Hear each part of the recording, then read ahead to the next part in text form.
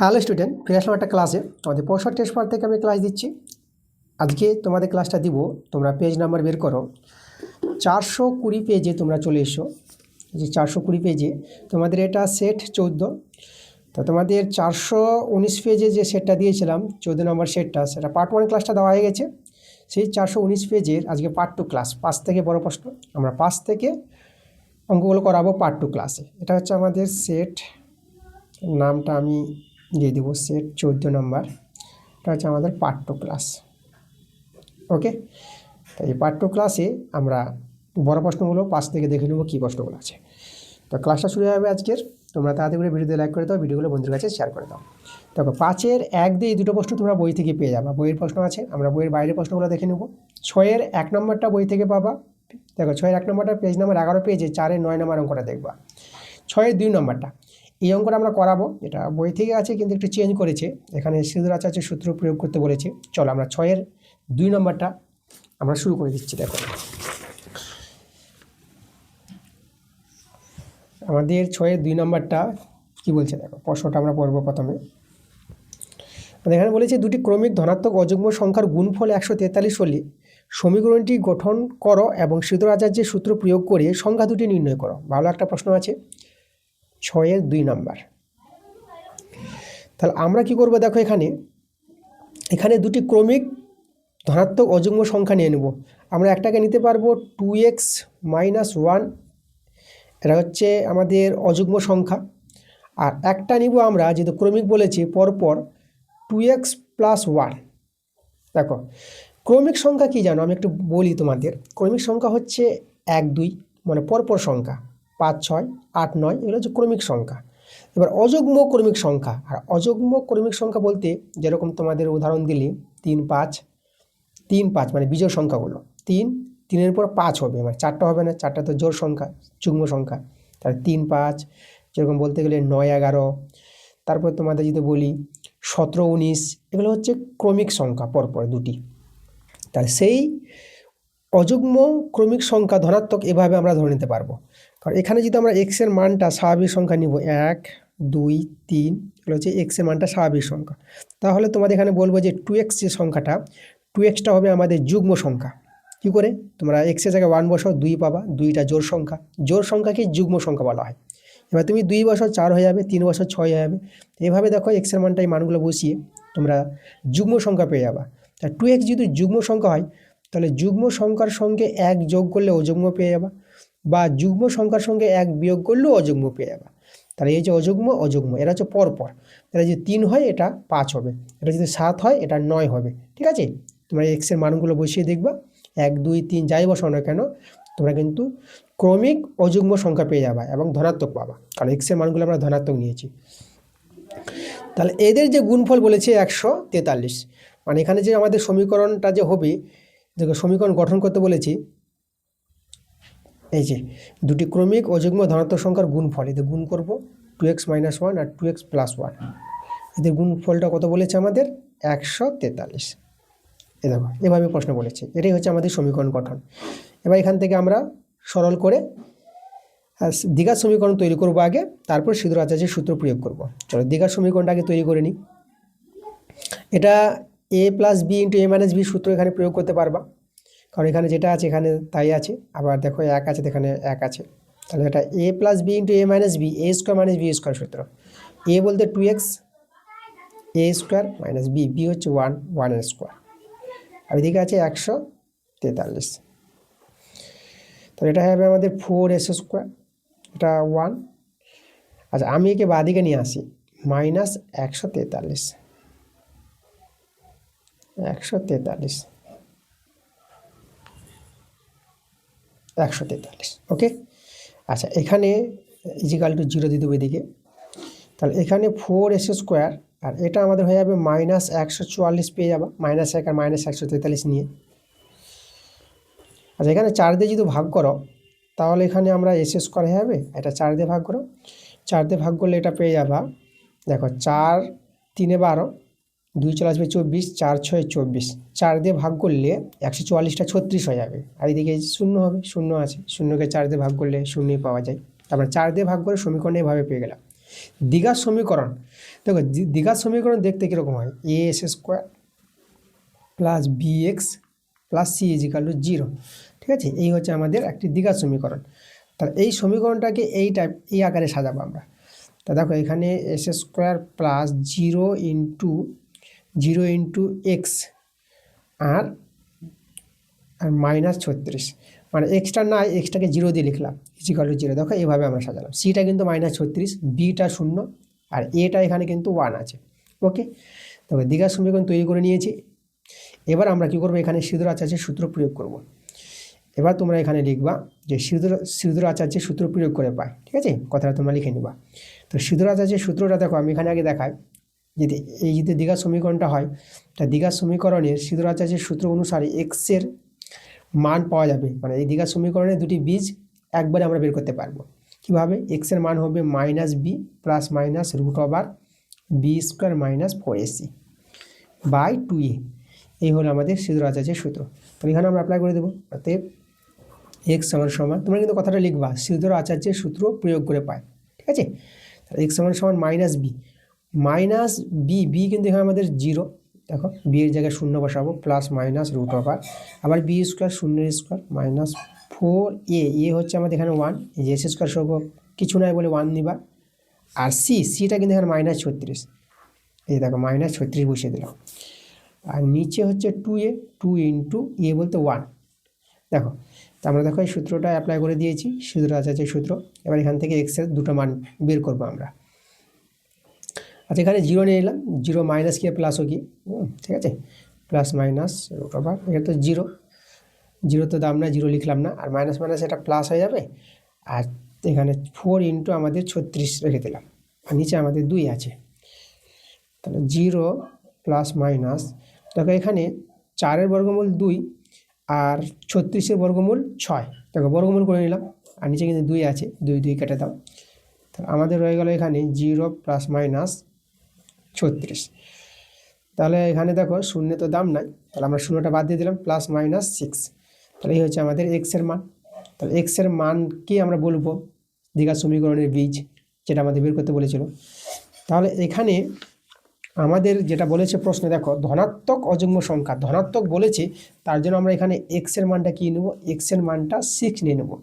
যেহেতু এখানে লিখে দেবা যে ক্রমিক সংখ্যা দুটি ধনাত্মক, ঠিক আছে, অযুগ্ম ক্রমিক সংখ্যা দুটি ধনাত্মক যেহেতু দিয়ে লিখে দিব, তার জন্য আমরা মাইনাসটা ছেড়ে দেবো, প্লাসের মানটা নিব। তাহলে এখানে সংখ্যা দুটি কী কী হবে, দেখো একটা ছিল 2x, 2 ইন্টু 6 - 1, এটা একটা ছিল, আর একটা ছিল 2x, 2 ইন্টু 6 প্লাস 1। এই যে দেখো এক্সের জায়গায় আমরা কিন্তু 6 বসিয়ে দিয়েছি, এই যে এখানে যেভাবে আমরা ধরেছিলাম দুটি অযুগ্ম ক্রমিক সংখ্যা, এক্সের জায়গায় আমরা 6 বসিয়ে দিলাম। তাহলে এখানে আমরা পেয়ে যাব কত হবে, এটা আমাদের হয়ে যাবে 12 - 1 ও, আর এটা হবে 12 প্লাস 1। তো এটা দেখো, এটা 11 পেয়ে যাবো, আর এটা 12 একে যোগ করে 13।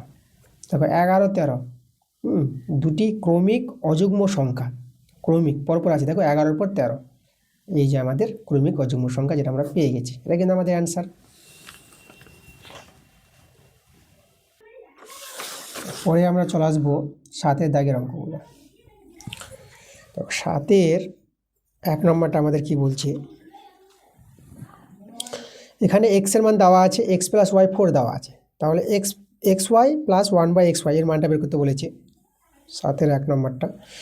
তো এখানে এক্স প্লাস ওয়াই সমান দেওয়া আছে কত, 4 দেওয়া আছে। তাহলে এখান থেকে দেখো ওয়াইয়ের মানটা যদি বের করি, তো এটা হবে আমাদের 4 - x। তাহলে দেখো ওয়াই সমান 4 - x এর মান তো জানা আছে, এক্সের জায়গায় বসাবো 2 + √3। তাহলে 4টা যে বন্ধনী উঠায় -2 - √3 হয়ে যাবে, এটা হবে আমাদের বিয়োগ করে এটা 2 - √3। তাহলে এটা আমাদের ওয়াইয়ের মান, এক্সের মান তো দেওয়া আছে, ওয়াইয়ের মান পেলাম। এখন আমরা এক্স প্লাস ওয়াই বের করে নেব। তাহলে এক্স হচ্ছে 2 + √3 plus, sorry x plus y এখানে প্রয়োজন পড়বে না, আমরা এক্স ওয়াই বের করব। এক্স হচ্ছে 2 + √3 আর ওয়াই হচ্ছে আমাদের 2 - √3। ওকে, এটা a plus b into a minus b, মানে a² - b², 4 হয়ে যাবে, এটা 3 হবে, এটা 1, তাহলে এক্স ওয়াইয়ের মানটা কিন্তু আমরা 1 পেয়ে গেলাম।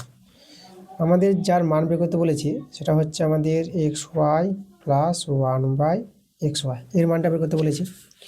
এক্স ওয়াইয়ের মান তো আমরা 1 পেলাম, আর 1/xy মান আবার 1, তাহলে 1 প্লাস এটা 1ই হবে, তাহলে 1 1 যোগ করে আমরা 2 পেয়ে যাবো, আমাদের 2 হচ্ছে অ্যান্সার।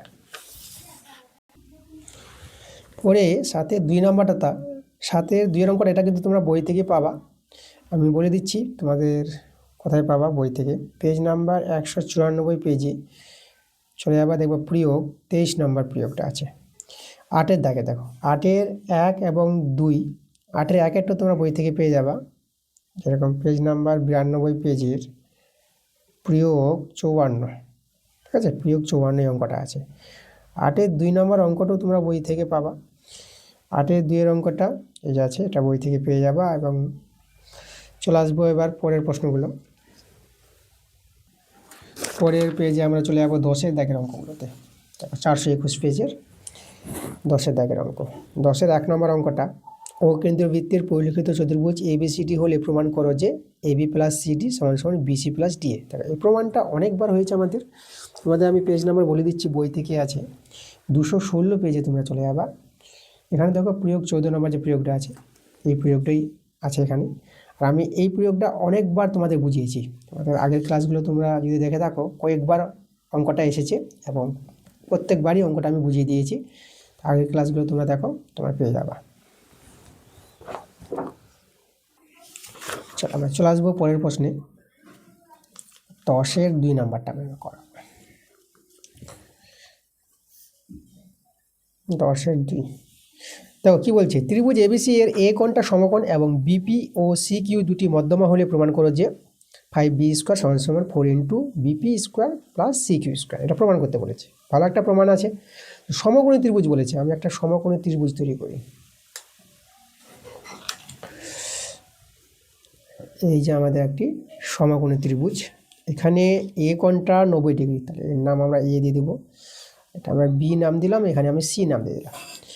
এবার বিপি, দেখো বিপি মধ্যমা আছে তো, তাহলে পি বিন্দুটা আমি এখানে দেখো এসি বাহুর মধ্যবিন্দু নিলাম পি, আর বিপি যোগ করে দেবো, এই দেখো, তাহলে বিপি মধ্যমা। আর সি কিউ, তাহলে সি কিউ দেখো এখানে এবি বাহুর মধ্যবিন্দু আমি নিব, কিউ বিন্দু নিব, আর সি কিউ যোগ করব।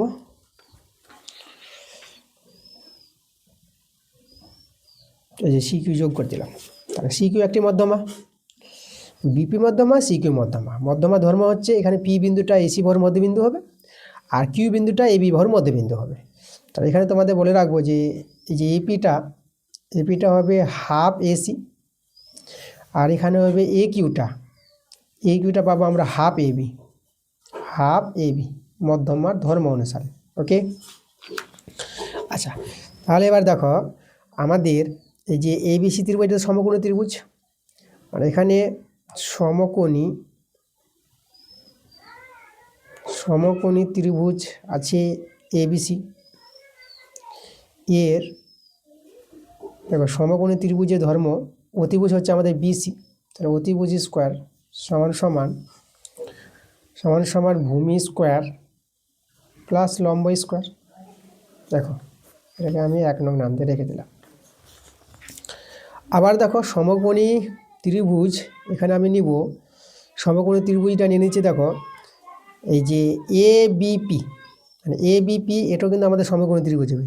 সমকোণী ত্রিভুজ এ বিপি এর অতিভুজটা বিপি হবে, ঠিক আছে। এই কোণটা তো আমাদের সমকোণ, অতিভুজ বিপি, তাহলে বিপি স্কোয়ার সমান, তাহলে ভূমি আমরা এবি নিয়ে নিলাম, এবি স্কোয়ার প্লাস লম্বটাকে এপি ধরে নিলাম, এপি স্কোয়ার। এই দেখো, তাহলে এখানে এবি স্কোয়ার প্লাস, দেখো এপির মান বের করে রেখেছি হাফ এসি, চলো বসিয়ে দেবো এখানে হাফ এসি তার whole square, AB square plus এখানে বর্গটা ভাঙালে এটা 1/4 পাবা, আর এসি স্কোয়ার হয়ে যাবে। এদিকে ছিল আমাদের বিপি স্কোয়ার, আমরা 4 দিয়ে গুণ করে দেবো, 4 দিয়ে গুণ করে দাও, তাহলে এটা 4 বিপি ফোর বিপি স্কোয়ার সমান সমান এটা হবে ফোর এবি স্কোয়ার, আর এখানে ফোরটা কেটে যাবে, এটা এসি স্কোয়ার পেয়ে যাবে। দেখো তাহলে ফোর বিপি স্কোয়ার সমান সমান পেয়ে গেলাম four AB square plus AC square. তাহলে এটাকে 2 নং নাম দিয়ে রেখে দিলাম। দেখো আবার সমকোণী ত্রিভুজ নিব, সমকোণী ত্রিভুজ এখানে নিয়ে নেব এসি কিউ। দেখো এই যে এসি কিউ এর এই সমকোণী ত্রিভুজের দেখো তো এখানে এই কোণটা সমকোণ, তার অতিভুজ হবে আমাদের সি কিউ। তাহলে আমরা এখানে নিব সি কিউ স্কোয়ার, অতিভুজ স্কোয়ার, সি কিউ স্কোয়ার সমান সমান ভূমিটাকে আমরা এ কিউ স্কোয়ার ভূমি বললাম, আর লম্বটা হচ্ছে আমাদের এসি স্কোয়ার। এ কিউর মানটা দেখো হাফ এ বি আমরা বলতে পারবো যেহেতু মধ্যমা আছে। তাহলে এখানে হাফ এ বি বসিয়ে দিলাম এ কিউর জায়গায়, তার হোল স্কোয়ার আর এসি স্কোয়ার। তাহলে এই জায়গাটা দেখো এটা হবে 1/4 A B square plus AC square. তাহলে এটা আমাদের মান বের হচ্ছে সি কিউ স্কোয়ারের, 4 দিয়ে এখানেও গুণ করবো, 4 সি কিউ স্কোয়ার সমান সমান এটা এ বি স্কোয়ার হয়ে যাবে, 4টা কেটে যাবে, এখানে 4 এসি স্কোয়ার হয়ে যাবে। এটাকে 3 নাম দিয়ে দিলাম। এখন 2 যোগ 3 করব, এই সমীকরণটা আর এই সমীকরণটা আমরা যোগ করে নেব। যোগ করা হয় তাহলে এখানে আমরা লিখতে পারবো 4 BP square plus 4 C Q square সমান সমান, আর এখানে দেখো এদিকে আমাদের কত আছে 4 A B square plus AC square, আর 3 নংয়ের ডান দিকটা আছে A B square plus 4 A C square. এই যে দেখো এখান থেকে 4 কমন নিয়ে নিলাম, B P square C Q square. এবার দেখো 4 এ বি স্কোয়ার আর এ বি স্কোয়ার এটা পেয়ে যাবা 5 এ বি স্কোয়ার, আর এসি স্কোয়ার 4 এসি স্কোয়ার, এখানে 5 এসি স্কোয়ার হয়ে যাবে। এখানে 5 কমন নিয়ে নিলাম, A B square plus AC square. এবার দেখো আমি এখানে 1 নংটা লক্ষ্য করো, 1 নং সমীকরণে A B square plus AC square মানটা বিসি স্কোয়ার, তাহলে 1 থেকে আমরা A B square plus AC square জায়গায় বিসি স্কোয়ার লিখতে পারবো। এটা আমরা 1 থেকে করলাম, দেখো প্রমাণটা কিন্তু আমাদের চলে আসলো। আমাদের যে প্রমাণটা করতে বলেছিল দেখো প্রশ্নে লক্ষ্য করে, এই যে দেখো 5 বিসি স্কোয়ার সমান সমান 4 into BP square plus C Q square, দেখো প্রমাণটা কিন্তু আমাদের চলে এসেছে। এটা আগে আছে, তো অতএব দিয়ে এটাকে আগে লিখে দিই, 5 বিসি স্কোয়ার সমান সমান 4 into BP square plus C Q square. দেখো এই যে আমাদের প্রমাণ, খুব একটা সুন্দর প্রমাণ এবং মাধ্যমিকের জন্য খুবই ইম্পর্ট্যান্ট। ওকে, পরে আমরা চলে আসবো 12 দাগের প্রশ্নগুলো। তো 12-এর 1 এবং 2 এই দুটো অঙ্ক তোমরা বই থেকে পেয়ে যাবা। আমরা করাবো 12-এর 3 নম্বর প্রশ্নটা। দেখো 12-এর 3 নম্বরটা কী বলছে দেখো, আমাদের অঙ্কটা আছে 5 cos স্কোয়ার পাই। দেখো পায়ের মানটা 180 ডিগ্রি তোমরা বসাতে পারবা, প্লাস 4 sec স্কোয়ার পায়ের জায়গায় আবার 180 ডিগ্রি বসালাম, আর নিচে 6 মাইনাস tan স্কোয়ার পায়ের জায়গায় আমি 180 ডিগ্রি বসালাম বাই 4, আর নিচে আমাদের আছে দেখো sec স্কোয়ার পাই বাই 6, যেটা আছে আমি সেটা টুকে নিচ্ছি, এখানে পায়ের মান বসাচ্ছি না। cos স্কোয়ার পাই বাই 6 কেন বসালাম না, কারণ দেখো এখানে কোনটা তো একই আছে, সরি এখানে আমাদের সাইন আছে, এটা আমাদের সাইন, তা আমি এখানে স্যাক করে লিখে দিলাম, ঠিক আছে, সাইন আছে আমাদের এটা।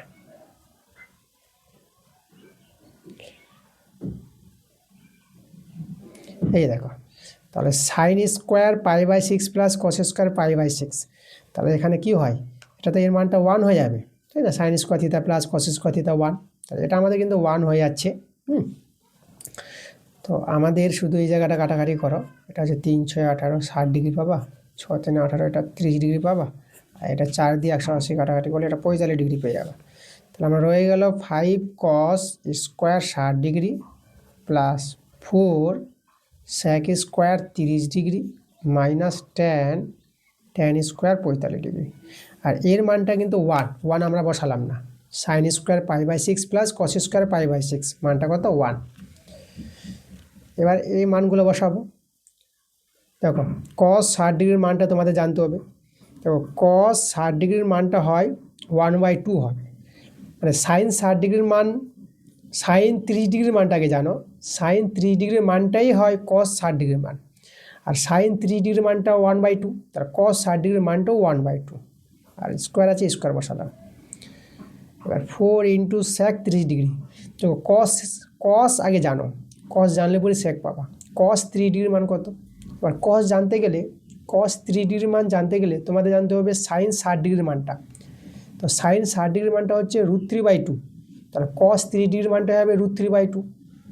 cos 30 ডিগ্রি যদি √3/2 হয় তাহলে sec 30 ডিগ্রি কত হবে? cos-এর উল্টো sec হয়, তাহলে √3/2 এর উল্টো কত হবে? 2/√3, তাহলে sec 30 ডিগ্রি পেয়ে যাবা 2/√3 পেয়ে যাবা, তার হোল স্কোয়ার। আর tan 45 ডিগ্রির মানটা 1, এটা মনে রেখে দিবা, তাহলে 1 স্কোয়ার 5 ইন্টু এটা 1/4, 4 ইন্টু এটা 2 স্কোয়ার 4, আর এটা √3 স্কোয়ার, এটা 3 হয়ে যাবে আমাদের, মাইনাস এখানে 1, তাহলে আমাদের 5/4, 4 4 16, 3 মাইনাস 1। এখানে ভগ্নাংশে যোগ বিয়োগ করো, 12 লসাগু। আচ্ছা এটা আমাদের দেখো 4 3 12, 3 3 3 5 এটা 15 হয়ে যাবে আমাদের, প্লাস এটা 3 4 12 4, 16 4 এটা 64, আর 12 কে 12, তাহলে 15 আর 64 আমরা যোগ করব, এটা 79 পেয়ে যাবা। এইদিকে আমাদের -12, আর নিচে 12, 79 থেকে 12 যদি বিয়োগ করো এটা 67 পেয়ে যাবা, 67/12। দেখো 67/12, এটা কিন্তু আমরা অ্যান্সার রেখে দেবো, ঠিক আছে, এটা কিন্তু আমাদের অ্যান্সার, ঠিক আছে আমাদের। চলো পরে আমরা চলে আসবো 13 দাগের অঙ্কগুলো। 13-এর এক একটা বই থেকে পাবা, আমরা করাবো 13-এর 2 নম্বর অঙ্কটা করাবো। 13-এর 2 কি বলছে দেখো প্রশ্নটা, একটি অসম্পূর্ণ স্তম্ভের পাদদেশ থেকে 50 মিটার দূরের কোনো বিন্দু থেকে তার অগ্রভাগের উন্নতি কোণ 30 ডিগ্রি। স্তম্ভটির আর কত উচ্চতা বৃদ্ধি করলে ওই বিন্দু থেকে তার শীর্ষের উন্নতি কোণ 45 ডিগ্রি হবে, ঠিক আছে। তাহলে স্তম্ভের উচ্চতা কতটা বৃদ্ধি করবে, মানে অসম্পূর্ণ এখানে স্তম্ভ বলেছে, স্তম্ভের উচ্চতা আরও বৃদ্ধি পাবে এটা বলেছে। যেটা দেখো আমি প্রথমে দেখো এই জায়গা থেকে আমি একটা এইভাবে একটি স্তম্ভ তৈরি করলাম, যেটা অসম্পূর্ণ স্তম্ভ, যার নাম AB দিয়ে দিলাম। আর এখানে ভূমি আছে, ভূমির কোনো একটা বিন্দু যেটা হচ্ছে আমাদের C বিন্দু। তাহলে এই জায়গা থেকে এই যে অসম্পূর্ণ স্তম্ভ থেকে এই C বিন্দু, কোনো বিন্দু থেকে আমাদের কিন্তু উন্নত কোণটা বলেছে 30 ডিগ্রি প্রথমে। তাহলে এই যে কোণটা, এটা প্রশ্ন বলে দিয়েছে, এই কোণটা আমাদের 30 ডিগ্রি। AB হচ্ছে অসম্পূর্ণ স্তম্ভের উচ্চতা, ABটা। এবার এখানে বলছে এই স্তম্ভের উচ্চতা কতটা বৃদ্ধি করলে উন্নতি কোণটা হয়ে যাবে 45 ডিগ্রি, কতটা বৃদ্ধি। তাই এই বৃদ্ধিটা আমি দেখাচ্ছি তোমাদের এখান থেকে। ধরো এই যে বৃদ্ধিটা, এটা আমরা D নাম দিয়ে দিলাম, মানে ADটা, এটা আমি X ধরে নেব। এটা যে এখানে যে দেখো বৃদ্ধিটা কত, X মিটার, তাহলে X মিটার বৃদ্ধি করবে, মানে ADটাকে আমি কত নিলাম, X মিটার। আর এখানে 50 মিটার দূরে দেখো এই যে আমাদের অসম্পূর্ণ স্তম্ভটি ছিল, তার 50 মিটার দূরে কোনো বিন্দু বলেছে, তাহলে এখানে BCটা কিন্তু আমাদের 50 মিটার, BC হচ্ছে আমাদের 50 মিটার। আর AB হচ্ছে অসম্পূর্ণ স্তম্ভের উচ্চতা, আর ADটা বৃদ্ধি করলো, ADটা বৃদ্ধি করায় কোণটা কিন্তু 45 ডিগ্রি হবে উন্নতি কোণটা। তাহলে আমাদের দেখো এখানে আমরা DC যোগ করব, এই যে আমি DC যোগ করলাম, তাহলে এই যে উন্নতি কোণটা এটা হয়ে যাবে আমাদের 45 ডিগ্রি, এই যে এটা বলেছে। তো এখানে কোণ ACB এটা ছিল আমাদের 30 ডিগ্রি, আর এখন আমরা পেলাম কোণ DCB কোণটা পেলাম কত, 45 ডিগ্রি। ওকে, তা আমাদের বের করতে হবে এক্সের মানটা কতটা বৃদ্ধি করলে স্তম্ভের উচ্চতা। এক্সের মানটা পেয়ে গেলে অ্যান্সার হয়ে যাবে। দেখো প্রথমে আমরা এই সমকোণী ত্রিভুজটা নিচ্ছি। সমকোণী ত্রিভুজ এবিসি, স্তম্ভ আছে, এই কোণটা 90 ডিগ্রি, সমকোণী ত্রিভুজ। এই সমকোণী ত্রিভুজের কোণ আমরা এসিবি কোণটা নিব। এই যে এসিবি কোণটা 30 ডিগ্রি ছিল, এসিবি কোণ 30 ডিগ্রি এর সাপেক্ষে,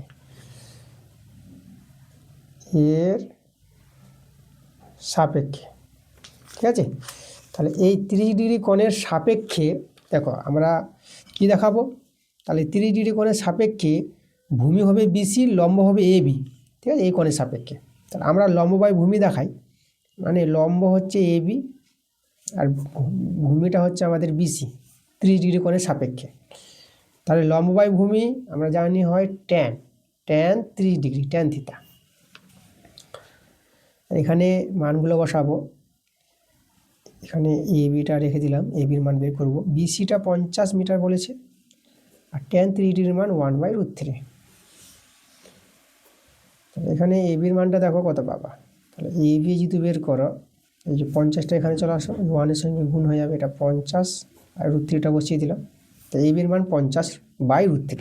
ওকে, এবার আমরা ডিবিসি সমকোণী ত্রিভুজ নেব।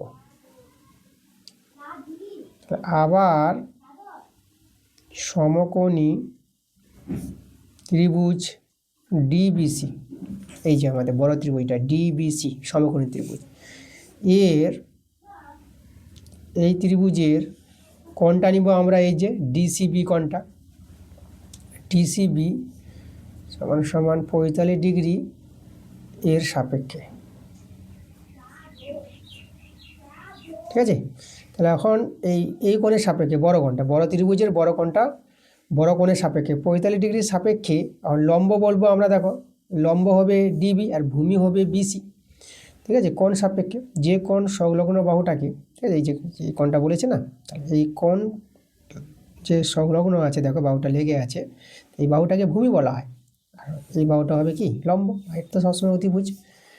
তাহলে এখানে আমরা লম্ব বাই ভূমি দেখাবো, লম্বটা হচ্ছে ডিবি আর ভূমি হবে আমাদের বিসি। লম্ব বাই ভূমির ট্যান এখানে লিখবো, ট্যান 45 ডিগ্রি কোণের সাপেক্ষে। দেখো ডিবিটা এখানে এডি প্লাস এবি লিখতে পারবো, তো ডিবিকে লিখবো এডি প্লাস এবি, আর নিচে বিসির মান তো 50 মিটার বসিয়ে দিলাম, আর ট্যান 45 ডিগ্রির মানটা কিন্তু 1। আচ্ছা এডি, দেখো এডির মানটা আমরা এক্স ধরে নিয়েছি, এক্সের মান দরকার, আর এবির মান তো বের করে রেখেছি আমরা 50/√3, আর এই 50টা যে বর্জগুণ করে দিয়ে একের সঙ্গে, দেখো 50 একে 50, তাকে বর্জগুণ করে দিলাম। এখান থেকে আমরা সহজে এক্সের মানটা বের করে নিতে পারবো। 50 মাইনাস 50/√3, এই যে দেখো। তাহলে এক্স সমান এটা আমরা কি করব, 50, আচ্ছা এখানে আমরা এই জায়গাটা হর করণ রিলেশন যদি করে নাও, এটা 50√3 আর এটা হয়ে গেল √3 × √3, আমরা এখানে হর করণ রিলেশন করছি। 50, এটা হয়ে গেল আমাদের 50√3, এটা আমাদের 3 হয়ে যাবে। তাহলে এক্স সমান ভগ্নাংশে যোগ বিয়োগ, এটা হয়ে যাবে আমাদের 150, 3 × 5 = 15, আর এটা আমাদের 50√3 বসে যাবে। আচ্ছা এখন আমি যদি 50টাই কমন নিয়ে নিই, তাই না, তাহলে 50 যদি কমন নিয়ে নাও, তো এটা 3 পেয়ে যাবা, মাইনাস এটা শুধু √3 পেয়ে যাবা, আর নিচে 3। দেখো এখানে √3-এর মানটা বসাতে পারো বা নাও বসাতে পারো, ঠিক আছে, এইভাবে তোমরা অ্যান্সারটা রাখতে পারো। দেখো বইতে অ্যান্সারটা আলাদা আছে, ওখানে √3-এর মানটা বসিয়ে বিয়োগ করে গুণ করে ভাগ করেছে, তারপরে সেটা অ্যান্সার এসেছে, কিন্তু এখান থেকে √3-এর মানটা দেওয়া নাই প্রশ্নে। হ্যাঁ, √3 যেহেতু আমরা জানি √3-এর মানটা 1.732, সেই মানটা বসিয়ে আমরা সলভ করতে পারবো, কিন্তু যেহেতু আমাদের এখানে প্রশ্নে উল্লেখ করে দেয়নি যে মান বসাতে হবে, তোমরা কিন্তু এটাই অ্যান্সার রাখতে পারো, ঠিক আছে। তো স্তম্ভের উচ্চতা কতটা বৃদ্ধি করবে, এত মিটার, ঠিক আছে, এত মিটার বৃদ্ধি করবে, তোমরা এটাই অ্যান্সার রেখে দাও, তোমরা কিন্তু নাম্বার পেয়ে যাবে। ওকে, √3-এর মান বসানোর কোনো প্রয়োজন নাই। পরে চলে আসবো 15 দাগের প্রশ্নগুলো। 15-এর 1 নম্বরটা দেখো, আমাদের এখানে ছাত্রদের প্রাপ্ত নম্বরে গড় নির্ণয় করতে বলেছে। ওকে, তো গড় বের করবো। দেখো, তার জন্য আমাদের কী করতে হবে, পরিসংখ্যান বিভাজন তালিকা একটা তৈরি করতে হবে। এক্ষেত্রে 15-এর 1 নম্বর, তো আমরা লিখব পরিসংখ্যা বিভাজন তালিকা বা ছক। আমি ছক লিখে দিলাম। ওকে, দেখো ছকটা আগে তৈরি করি। ছকটা এভাবে করে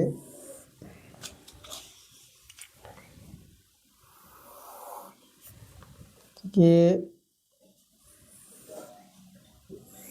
একটা ঘর করলাম। তারপর কটা ঘর করবা, এখানে গুনে নাও। 1, এটা দিয়ে 1 2 3 4 5 6, 6টা করলে আমাদের হয়ে যাবে। একটা করলাম, দুটো, তিনটে, চারটে, 5টা, 6টা। দেখো আমি 6টা ঘর করে নিয়েছি। প্রথমে যেটা আমাদের লিখতে হবে এখানে, আমরা দেখাবো প্রথমে শ্রেণী সীমানাগুলো। এই যে আমাদের শ্রেণী সীমানাগুলো আমাদের তৈরি করতে হবে এখানে। তো দেখো আমরা লিখছি এখানে শ্রেণী সীমানা।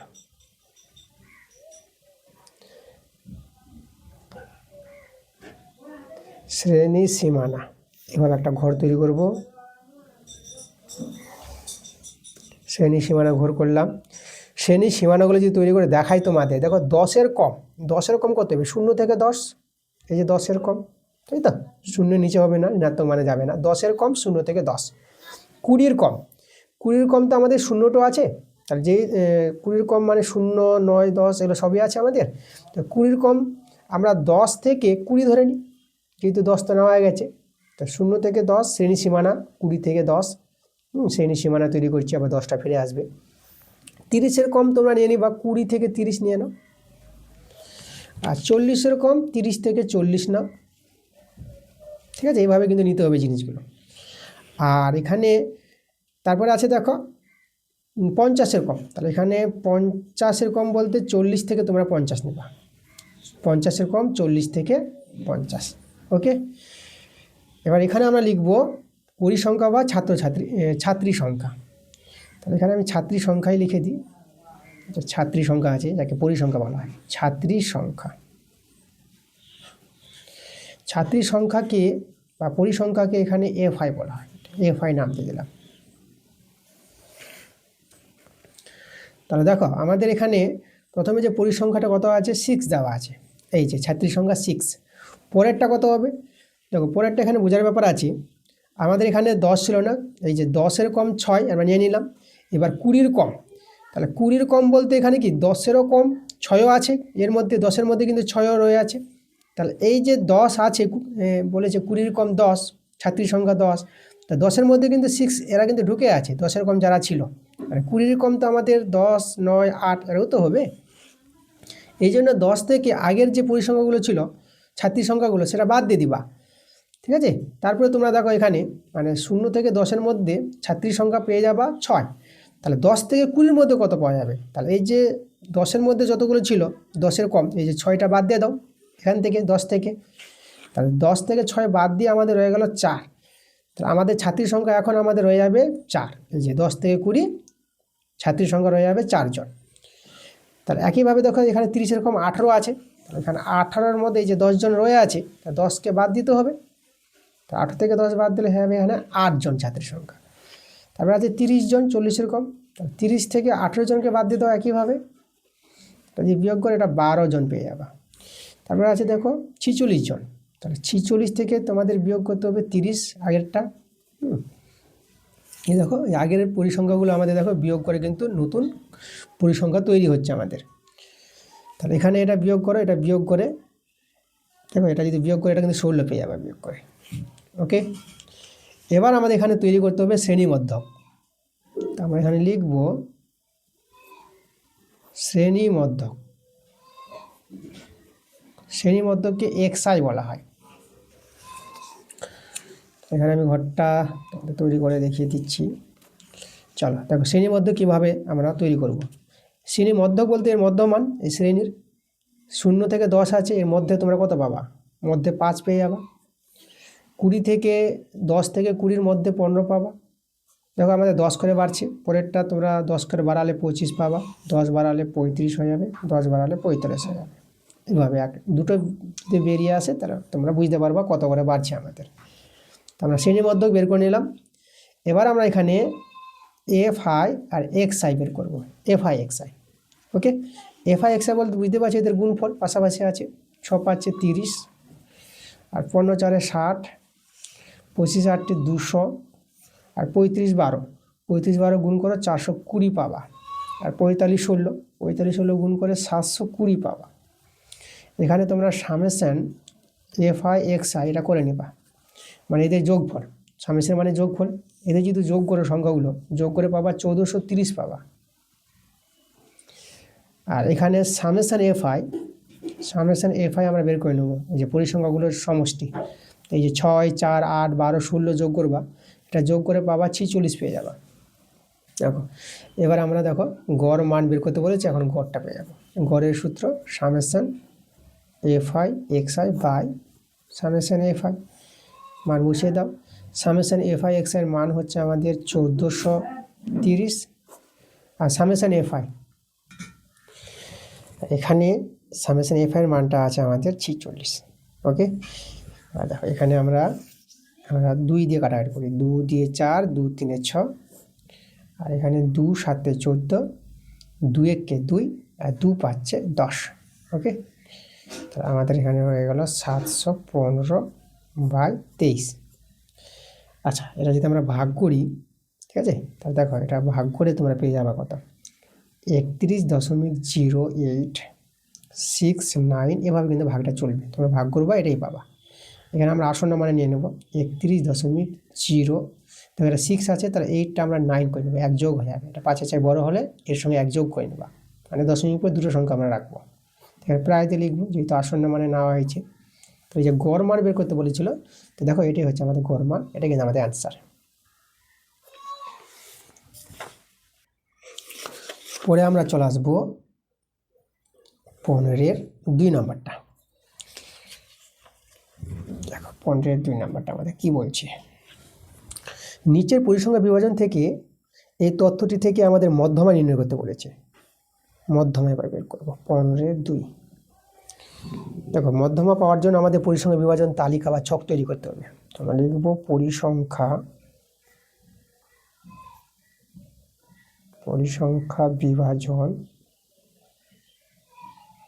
বিভাজন ছক করে দিলাম। তো আমরা আগের মতো একটা ছক তৈরি করব একইভাবে।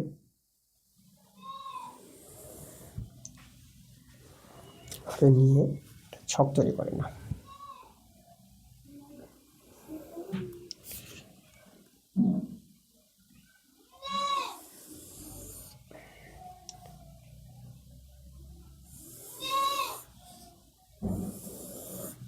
একটা টেনে নাও ঘর।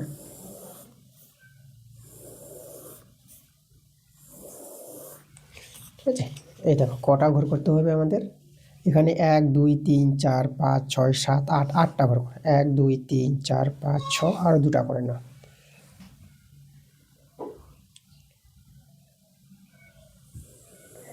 7 8, 8টা ঘর আমরা তৈরি করলাম।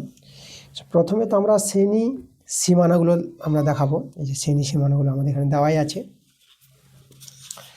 দেখো শ্রেণী সীমানাগুলো আমি লিখব, শ্রেণী সীমানা প্রথম করে, শ্রেণী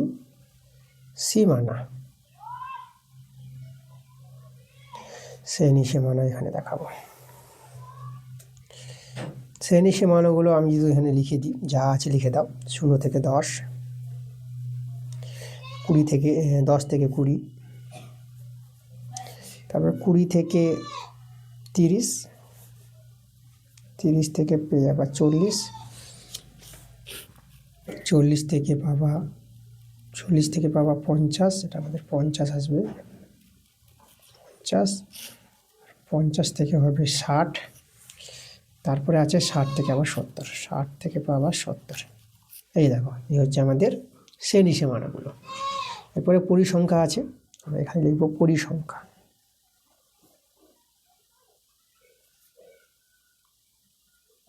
পরিসংখ্যা। এখানে আমাদের এফআই দেওয়ার কোনো প্রয়োজন নাই, পরিসংখ্যা আমরা লিখব। পরিসংখ্যাগুলো যা আছে দেখে দেখে বসিয়ে দাও। 4 আছে, তারপরে দেখো 7 আছে, 10 আছে, তারপরে 15, 10 আবার একটা 10 আছে, তারপরে 8 আছে, 8 আর 5 আছে। পরিসংখ্যাগুলো এবার বসিয়ে দাও। এবার এই ঘরটা আমাদের তৈরি করতে হবে, এটা হচ্ছে ক্রমযৌগিক পরিসংখ্যা আমরা তৈরি করব। এখানে চলো আমরা লিখছি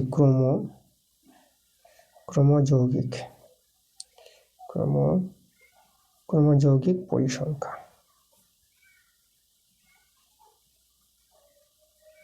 ঠিক আছে, ক্রমযৌগিক পরিসংখ্যা। দেখো ক্রমযৌগিক পরিসংখ্যাগুলো আমাদের এখানে কীভাবে তৈরি হবে। প্রথম যে 4 আছে, 4 সংখ্যাটা তোমরা লিখে দিবা। আচ্ছা, এখানে আমাদের অক্ষর হয়ে গেছে, অক্ষরটা হবে না, ঠিক আছে, শুধু মো হবে এটা ক্রমযৌগিক বানানটাতে। ওকে, শুধু মো হবে এখানে, আমি অক্ষরটা কেটে দিলাম। ক্রমযৌগিক পরিসংখ্যা, তো প্রথম পরিসংখ্যাটা লিখে নিবা। তারপরে দেখো এই 4-এর সঙ্গে পরের পরিসংখ্যাটা যোগ হয়ে যাবে। এই দেখো 4 আর এই পরিসংখ্যাটা যোগ হয়ে যেটা আসবে কত, 11 চলে আসবে। এভাবে ক্রমযৌগিক পরিসংখ্যাগুলো তৈরি হবে। তারপরে এখানে দেখো এই যে আমাদের এখন এই যে 11 পেয়ে গেলাম না, তো 11টা এখানে নিয়ে চলে এসো। এই 11-র সঙ্গে আবার এই পরিসংখ্যাটা যোগ করে নেবা, তার কত হয়ে যাবে, এখন 21 হয়ে যাবে। আবার 21টাকে এখানে নিয়ে চলে আসবা, 21-এর সঙ্গে এর পরিসংখ্যাটা আবার যোগ করো এই ঘরের। তাহলে 21, 15 যোগ করবা, যোগ করে তোমরা পেয়ে যাবা 36। 36 আবার এখানে নিয়ে চলে এসো, এর সঙ্গে আবার এই 10 পরিসংখ্যাটা যোগ করবা, এটা পেয়ে যাবা 46। 46 চলে আসবে এখানে, এর সঙ্গে 8 যোগ হবে। ঠিক আছে, তো এটা যদি যোগ করো 8 এর সঙ্গে, এটা পেয়ে যাবা 54।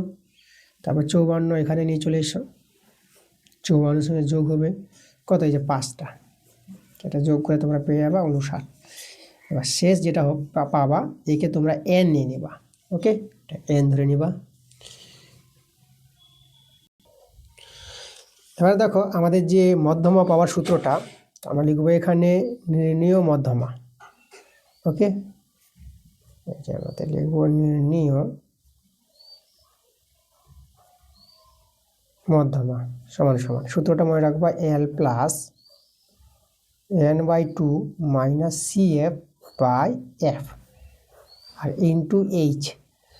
তো এখানে L, CF, F আর H, n তো পেয়ে গেছি, তাহলে এদের বাকিগুলো পরিচয় দরকার। তো প্রথমে আমরা এই যে এফটা দেখব। এই যে দেখো সর্বোচ্চ পরিসংখ্যা দেখো, যেটা আমাদের 15 আছে না, তো 15টা হবে আমাদের F, সর্বোচ্চ পরিসংখ্যাকে আমরা F নেব। এবার L দেখো সর্বোচ্চ পরিসংখ্যা যে শ্রেণীটা পাবা, শ্রেণী সীমানাটা, তার যে নিম্ন মানটা, এটা হবে আমাদের কি, এটা হবে আমাদের L এর মান। মানে এখানে যদি বলি, এখানে আমাদের Lটা পেয়ে গেলাম 30, Fটা হবে আমাদের 15। আগে Fটাকে নির্বাচন করবা, সর্বোচ্চ পরিসংখ্যা, যেটা এই যে পরিসংখ্যাগুলোর মধ্যে যে বড় সংখ্যাটা থাকবে সেটাই হবে আমাদের F এর মান। এবার এখানে যে CF আছে, দেখো CF এর মান আমরা কোনটা নিব, সর্বোচ্চ পরিসংখ্যার যে কর্মযোগী যে পরিসংখ্যাটা আছে তার আগের যে কর্মযোগী পরিসংখ্যাটা, মানে এটা হবে আমাদের CF, এটাকে আমরা CF নিব। তাহলে CFটা আমাদের কিন্তু 21। এবার এইচটা হচ্ছে আমাদের কি, শ্রেণী দৈর্ঘ্য, উচ্চ থেকে নিম্ন বিয়োগ, এটা 10 পাবা এখানে। তাহলে এইচের মান আমরা পেয়ে গেলাম কত, 10। মানগুলো এখন বসিয়ে দাও, এটা আমি বন্ধনীর মধ্যে রেখে দিলাম। তাহলে L হচ্ছে 30, n হচ্ছে আমাদের কত, nটা আমরা দেখো 59 পেয়েছি, তাহলে এখানে আমরা লিখবো 59/2 মাইনাস CFটা আমরা পেয়েছি 21, CF হচ্ছে 21, আর F আছে এখানে, Fটা হচ্ছে আমাদের 15, এখানে গুণ হবে আমাদের 10। চলো এটা সরল করে আমাদের অ্যান্সারটা চলে আসবে। আচ্ছা দেখো এখানে এই যে 59কে 2 দিয়ে যদি ভাগ করো, এটা তোমরা ভাগ করে পাবা 29.5 পেয়ে যাবে। 21, 15, এদিকে আমাদের 10, 30 প্লাস, আচ্ছা এটা যদি বিয়োগ করো না, এটা বিয়োগ করে পেয়ে যাবা 8.5, এটা হচ্ছে আমাদের 15, আর 10টা এর সঙ্গে আমি 10টা গুণ দিয়ে দেবো, 30 প্লাস, এবার 10টা যে গুণ করো, দেখো এখানে আমাদের 8, 5 চলে আসবে, মানে 10, একটা শূন্যের জন্য দশমিকটা উঠে যাবে, একটা শূন্য একটা দশমিক, শূন্য ভ্যানিস, দশমিকও ভ্যানিস, এভাবে সহজে তোমরা গুণ করে নিতে পারবা। যে 15 আছে, পাই দিয়ে কাটাকাটি করো, এখানে আমরা 5 দিয়ে কাটার করলে পরে 5 একে 5, আর এখানে চলে আসবে আমাদের কত 3, 35, 5 7 35, আর 5 3 15, 30 প্লাস এদিকে 17/3, 30 প্লাস, এখন 17কে 3 দিয়ে ভাগ করব। তো 17কে 3 দিয়ে যদি ভাগ করো এটা পাবো 5.66, এভাবে কিন্তু মানগুলো চলতে থাকবে আমাদের। আর একটা আমি 6 নিয়ে নিলাম। 30 প্লাস এটা আসন্ন মানে নিয়ে নেব 5.6, এটা 7 হয়ে যাবে, এতে 6 আছে বলে এর সঙ্গে 1 যোগ করে নাও, এটা প্রায় দিয়ে লিখবো মানটা প্রায়। এটা যদি যোগ করো, এটা যদি যোগ করে পেয়ে যাবা দেখো 35.67 পাবো প্রায়। দেখো আমরা কিন্তু মধ্যমার মান পেয়ে গেছি, এটা কিন্তু আমাদের অ্যান্সার।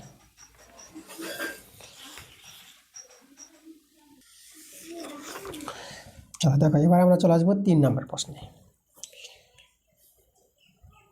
15-3 দেখো আমাদের কি বলেছে, এখানে সংখ্যাগুরু মান বের করতে বলেছে 15-3 নাম্বারটা।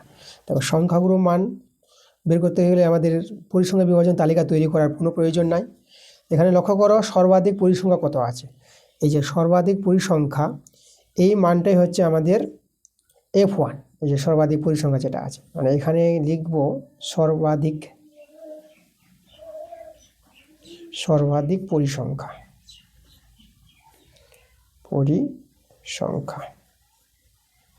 সর্বাধিক পরিসংখ্যা কত আছে আমাদের 24। ওকে, এটা সমান সমান এটা হচ্ছে আমাদের 24, এই মানটা আমাদের দরকার, যাকে এই মানটাকে আমরা F1 বলবো।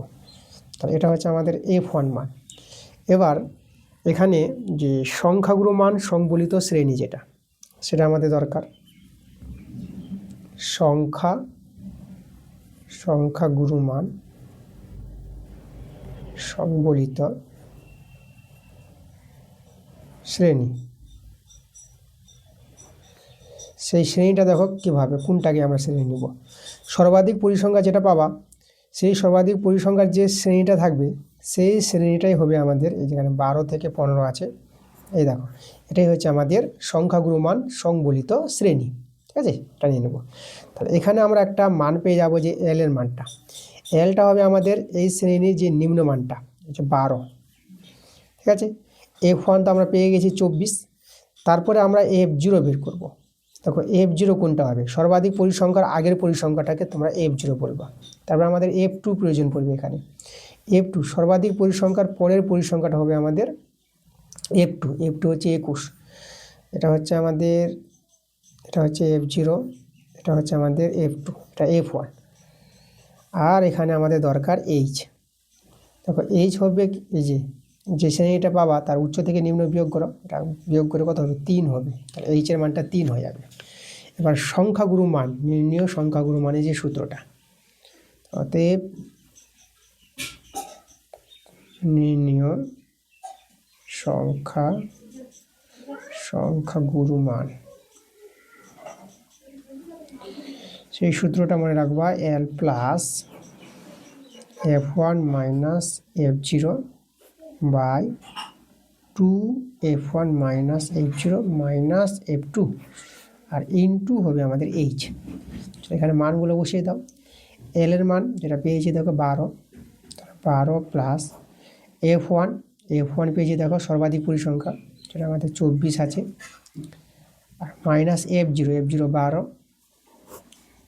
2 ইন্টু এটা 24 হবে F1, F0 12, আর F2 21, আর এখানে গুণ 3, 12 প্লাস বিয়োগ করো, এটা বিয়োগ করে 12 পাবা, আর নিচে 24 2 48, আর -12 -21 যোগ করবা, এটা -33 পেয়ে যাবা, এটা 3 আছে গুণ 12 প্লাস 12, যদি এখানে গুণ 3টা এখানে নিয়ে চলে আসলাম, 12 ইন্টু 3, আর এখানে 48 থেকে 33 বিয়োগ করো, এটা পেয়ে যাবা 15, বা এখানে 3 দিয়ে কাটার করি, 3 5 15, আর 3 4 12, তাহলে 12 প্লাস 4 3 12, আর নিচে আমাদের 5, 12 প্লাস এটা কিছু ভাগ করো, ঠিক আছে, 12কে 5 দিয়ে ভাগ করবা, এটা যদি ভাগ করে এটা ভাগ করে পেয়ে যাবা 2.4 পাবা, এটা যোগ করে হবে আমাদের কত, 12 আর 2 14.4।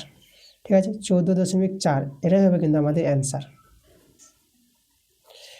আর অ্যান্সারটা তোমাদের বইতে 16 দেওয়া আছে, 16 কিন্তু হবে না, দেখো 14.4 কিন্তু পাওয়া যাচ্ছে সরল করে, এটাই কিন্তু অ্যান্সার আমাদের।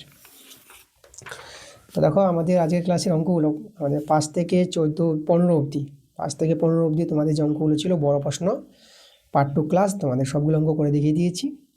কোনো প্রশ্ন যদি ডাউট মনে হয়, কোনো জায়গায় যদি বুঝতে অসুবিধা হয়, তোমরা কমেন্টে নিশ্চয়ই জানাবা, সেই অঙ্কের নাম্বারটা মেনশন করে কমেন্ট করবা। পরবর্তী ক্লাস তোমাদের তাড়াতাড়ি চলে আসবে। তোমরা সবাই ভালো থাকো।